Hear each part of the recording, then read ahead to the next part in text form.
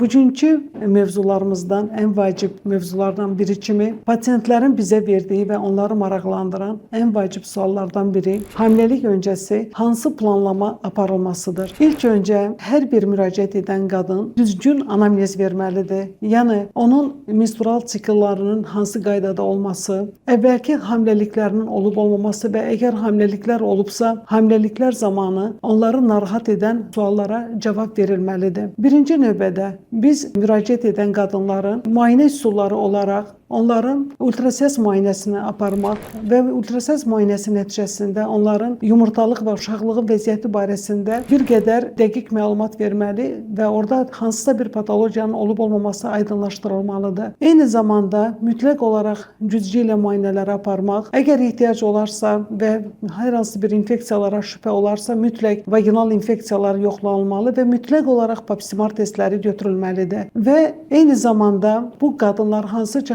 hamiləliyə hazırlıq dövrü keçir, onların anamnezində olan keçmişdə keçirdikləri xəstəliklər bizim üçün çox vacib bir mövzulardan biridir. Bunları bilməyimiz çox vacib lazımdır və bir də ki, mütləq olaraq bu qadınlardan qan testləri götürülməli. Qanda olan ümumi qan, ümumi sidik testləri, qanda olan vitaminlər, bəzi minerallar araşdırılmalı. Bir də qadınların bəzi vacib qarmonları, xüsusən də qalxanvari vəzi qarmonları mütləq olaraq dəyərləndirilməlidir. Və eyni zamanda təbii ki, bu mövzulara yoldaşının spermoqramma testləri də daxil olunmalıdır.